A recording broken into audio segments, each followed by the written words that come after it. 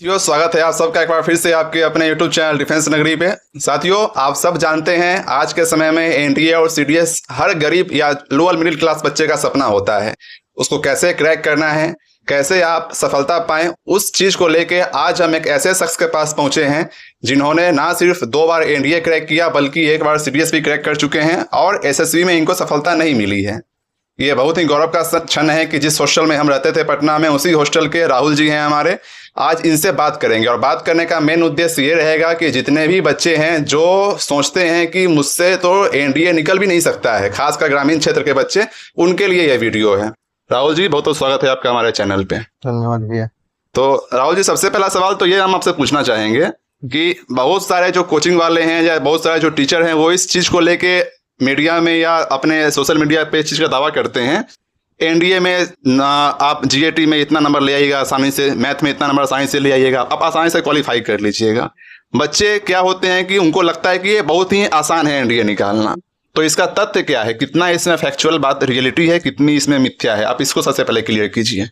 NDA निकालना ना तो ज्यादा मुश्किल है ना ही ज्यादा आसान। जी ये अपने मेहनत के ऊपर डिपेंड करता है। अगर बच्चा ढंग से मेहनत करे जी तो आराम से जीएटी और मैथ दोनों में पास कर सकता है। बस कॉन्सेप्चुअल उसका क्लियर होना चाहिए मैथ में जी, और जीएटी पे ध्यान देता हूँ। तो जो टीचर कहते हैं कि बहुत आसान है निकालना, नहीं, बहुत आसान नहीं है जी, मेहनत करना है इसमें भी। मतलब बहुत मुश्किल भी नहीं है, बहुत आसान भी बहुत नहीं आसान है। भी नहीं है, मेहनत करना है आपको। मतलब जो मेहनत करेगा डिसिप्लिन से वो निकाल लेगा इस चीज को।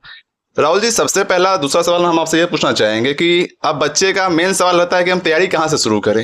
अब वो अलग अलग जगह डिस्ट्रैक्ट होते हैं, ऑफलाइन जाएं, ऑनलाइन जाएं, ऑनलाइन में किसके यहाँ जाए, ऑफलाइन में किसके यहाँ जाएं। तो सबसे पहले तो हम आपसे ये सवाल पूछेंगे कि बच्चा ऑफलाइन चूज करे या ऑनलाइन चूज करे, किस डायरेक्शन में जाए बच्चा।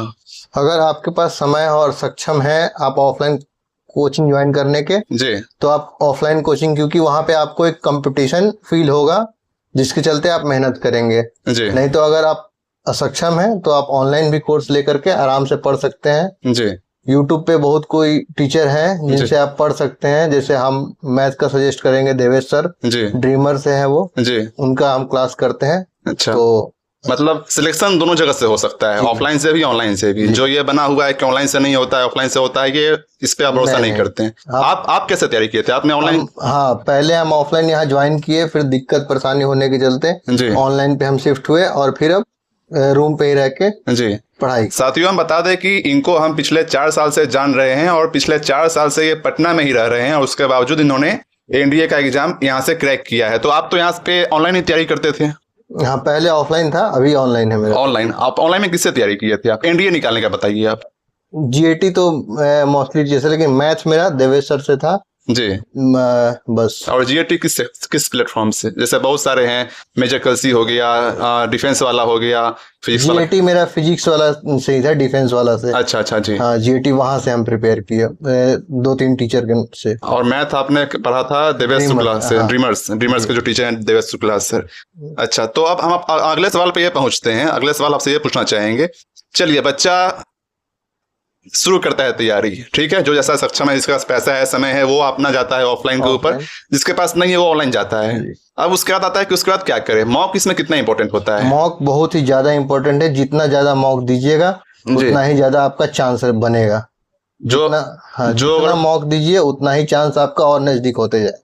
जो मतलब मॉक नहीं दे रहा है, वो उसका सिलेक्शन नहीं हो सकता, नहीं हो सकता उसका सिलेक्शन। मेन इसमें मॉक है, मॉक इम्पोर्टेंट बहुत है। अच्छा, सिलेबस कितना, इसमें सिलेबस कितना इंपॉर्टेंस रखता है? जो आप बात करते हैं कि सिलेबस अगर कितना कम परसेंट कवर हो जाए, 50%, 60%, मान लीजिए मैथ में 50% किसी का अगर सिलेबस कंप्लीट हो जाता है। नहीं, 50% नहीं, 70% एटलीस्ट कवर होना चाहिए मैथ का सिलेबस। उसके बाद वो मॉक देना शुरू करे। हाँ, नहीं, मॉक तो 50% से देना शुरू करे जी, लेकिन अगर अच्छा मॉक में नंबर लाना है तो 70%, 75% होना चाहिए। अच्छा, अब ये बताइए, मान लीजिए बहुत सारे बच्चे जो होते हैं आज के समय में, जो डिजिटल का जमाना चला है, तो बच्चे अब चाहते हैं कि हम ऑनलाइन पे शिफ्ट हो जाएं। अब सब ऑनलाइन पे ही शिफ्ट होना चाह रहा है, खर्चा कम पड़ेगा, कहीं से भी घर से भी रह के तैयारी कर सकता है आसानी से।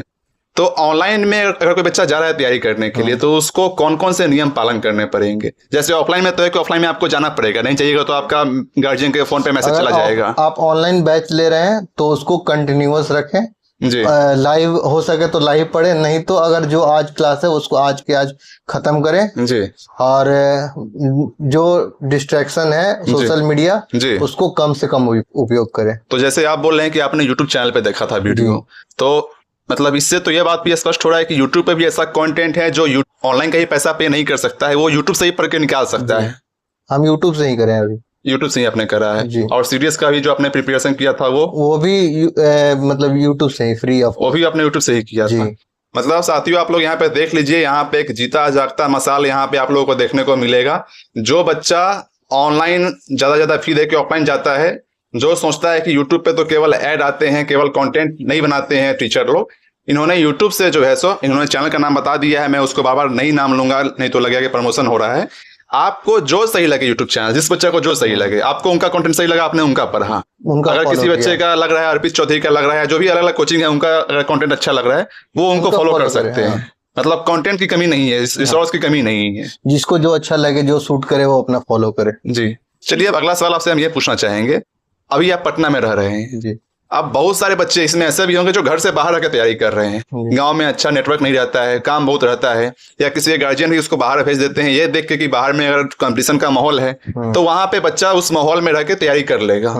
तो आप बाहर आए हैं, अब यहाँ पे खाना भी आप ही को बनाना है जी, कपड़ा भी आप ही को धोना है जी, आपको सब कुछ यहाँ पे करना है खुद से जी। तो उन सब चीजों में आप पढ़ाई को कैसे मैनेज करते हैं, क्या आपका रूटीन है, टाइम टेबल क्या है आपका? सुबह उठ के सबसे पहले खाने के लिए जो इजली हो, खिचड़ी दाल चावल जी, जो हो सके उसको जल्दी से बना के जी, फिर सुबह अपना नहा करके बैठिए पढ़ने जी, फिर उसके बाद थोड़ा देर बाद उठ के मैथ पढ़ के थोड़ा खाना खाइए जी, फिर उसके बाद फिर बैठिए, फिर थोड़ा बहुत बाहर निकलते हैं हम लोग, फिर शाम को थोड़ा घूम के फिर रात को 3-4 घंटा बैठ के पढ़ते हैं, कुछ बना लिए रात को खाना का। मतलब जो ये एटमॉस्फेयर बना हुआ है कि एकदम एक साथ बैठिए, खाना पीना सब बच्चा छोड़ दिए हुए है, एक साथ नहीं बैठते हम लोग जी, अलग अलग अपना अपने टाइम टेबल बना लिया है जी। सबसे पहले आप शुरुआत मैथ से करते हैं या जीएस से करते हैं? सबसे पहले हम शुरुआत मैथ से करते हैं। सुबह सुबह का टाइम रहता होगा, माइंड एकदम फ्रेश रहता होगा जी, है ना। उसके बाद आप फिर अपना खाना खा लिए और फिर जीएटी पे आप लग गए। यहाँ पे आप अर्निंग के लिए आप ट्यूशन भी पढ़ाते हैं क्या? नहीं, हम अभी सेल्फ स्टडी कर रहे हैं, अपना इतना आ जाता है घर से कि अपना काम चला ले रहे हैं यहाँ पे जी। तो जो बच्चा बाहर में रहकर तैयारी कर रहा है, वो अगर टाइम टेबल का दिक्कत है तो वो इस वीडियो को देख के ये समझ सकता है कि टाइम टेबल कोई इश्यू नहीं आता है। हाँ, आप लगातार बैठ के पढ़ रहे हैं, लगातार बहुत अच्छा होता है। जो मार्केट में ये भी हवा बन गया हुआ है कि अगर तुम यूपीएससी की तैयारी कर रहे हो, एनडीए सीडीएस की तैयारी कर रहे हो, तो तुम्हें 12 घंटे पढ़ना होगा, 14 घंटे तुमको पढ़ना होगा। ये इस पे आप कितना इसको मानते हैं सच्चाई इस बात को? नहीं, 12-14 घंटा बैठने से कुछ नहीं होता जी, आपको फोकस करके बैठना होगा। 4 घंटे का ही 2 घंटे का ही आप शेड्यूल बनाए, लेकिन 2 घंटा आप फोकस करके बैठ रहे हैं, कुछ और नहीं सोच रहे हैं, कुछ और स्क्रॉल नहीं कर रहे हैं फोन पे, केवल पढ़ रहे हैं जी, बुक से पढ़ रहे हैं, फिर अगर नहीं समझ में आ रहा तो फोन से सर्च कर रहे हैं जी। तो जो बच्चा मान लीजिए जिसका मन है, आपका सबसे पहले ये बताइए यार, ये सवाल हालांकि मुझे सबसे पहले पूछना चाहिए था आपसे, अभी मेरे ध्यान में आ रहा है। आपके मन में कैसे आया कि मैं डिफेंस लाइन में जाऊं, मैं सेना में जाऊं? ये मोटिवेशन कहाँ से आया आपके अंदर? शुरुआत से ही हम लोग के गांव में भी बहुत कोई डिफेंस में थे, उनको देख के उनको सोच के फिर अपना भी एक सपना था कि यहाँ देश का सेवा करना है, तब हम डिफेंस लाइन का सोचे। मतलब प्लान भी आपके पास सभी कोई है या आपने कभी इसी पे सिंगल फोकस आपने बना कर? सिंगल फोकस इसी पे है हमारा। मतलब एकदम जैसे अर्जुन का मछली के आंख पे था वैसे आपका एकदम सीडीएस पे भी है। अच्छा ये बताइए, एनडीए आप इंटरव्यू नहीं निकाल पाए, 2 बार आप वहाँ पे क्वालिफाई किए, हम भी यहीं पे थे जिसमें आप क्वालिफाई किए थे जी। तो आप वहाँ पे इंटरव्यू में आप वापस नहीं सिलेक्ट हो पाए, तो उसमें कैसा फीलिंग रहता है अंदर में जब सिलेक्ट नहीं होते हैं? तब एक तरफ तो ये रहता है, संतावना लोग देता है चलो कम से कम रिटर्न तो तुम निकाल लिया, लेकिन इंटरव्यू नहीं निकला, मेन तो वो रहता है। तो हाँ, इंटरव्यू नहीं निकला, लेकिन उसको सेटबैक नहीं ले सकते हैं, अपना पढ़ाई करते रहना है, हो जाएगा इस साल सीडीएस। मोटिवेशन तो डाउन होता होगा? मोटिवेशन डाउन होता है, लेकिन मोटिवेशन डाउन करके कोई फायदा नहीं है, आपको मेहनत करना है। अच्छा, इस बार आप सीडीएस का तैयारी कर रहे हैं, पीछे पूरा आपने वर्ल्ड मैप लगा रखा है, पीरियोडिक टेबल पूरा लगा रखा है, यहाँ पे आपने पूरा लगा रखा है पॉलिटी, ज्योग्राफी, इकोनॉमिक्स, इंग्लिश, इन सब चीज का आपने यहाँ शॉर्ट नोट्स टाइप का हम बना रहे हैं अपने से खुद से। अच्छा, पूरा आपने यहाँ पे जैसे देख सकते हैं सीडीएस में पूछा जाता है रेशियो, कंपाउंड इंटरेस्ट, ये सब का आपने जो है सो यहाँ पे प्रॉपर बकायदा आपने नोट्स यहाँ पे बना के रखा है। ये रिवीजन करके फिर मैं चिपकाता हूँ, फिर इसको हटाता हूँ, फिर रिवीजन के टाइम पे लगाता हूँ। अच्छा ये बताइए कि फ्रेंड सर्कल कितना इंपॉर्टेंट है अगर कोई बच्चा का तैयारी कर रहा है डिफेंस का, खासकर एनडीए सीडीएस का, तो उसके लिए फ्रेंड सर्कल बनाना सही है या उसके सही लिए? है, सही है। सही है। खेलना?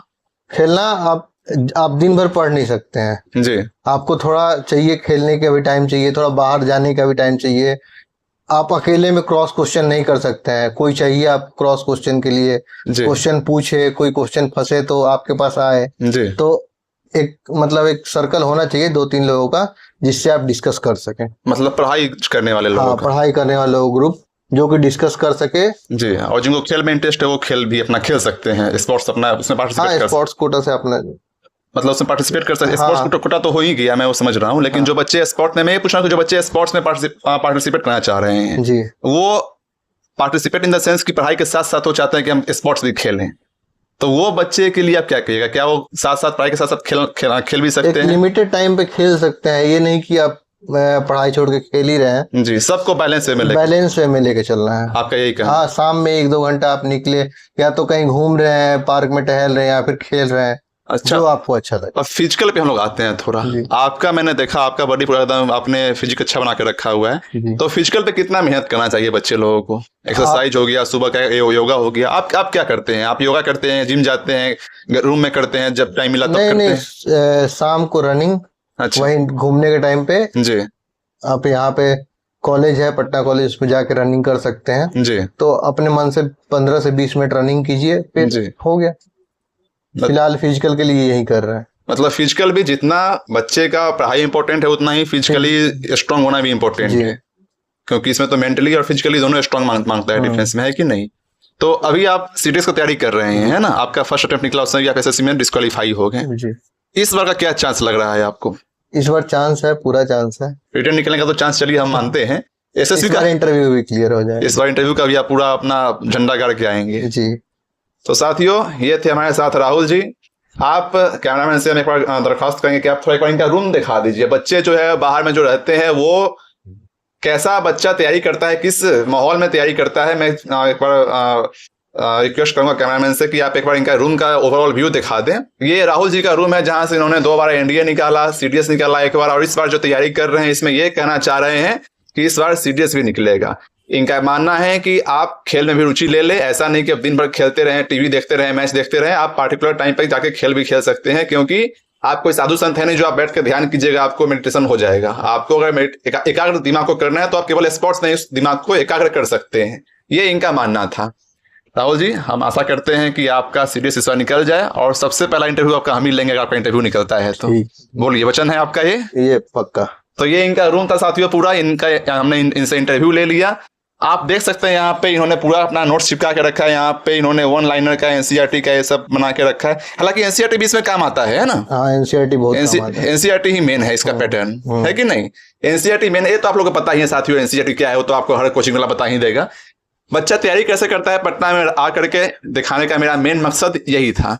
तो ये इनका पूरा रूम था। इनका आपने बातचीत सुन लिया। वीडियो कैसा लगा आप कमेंट में जरूर बताइएगा। साथ ही जो भी बच्चे तैयारी करने का सोच रहे हैं, जो जिनके पास मोटिवेशन नहीं आ रहा, उनको आप भेजिएगा कि कैसे एक बच्चा पटना में रह करके खुद से सब कुछ करके एनडीए सीडीएस सब कुछ निकाल लिया।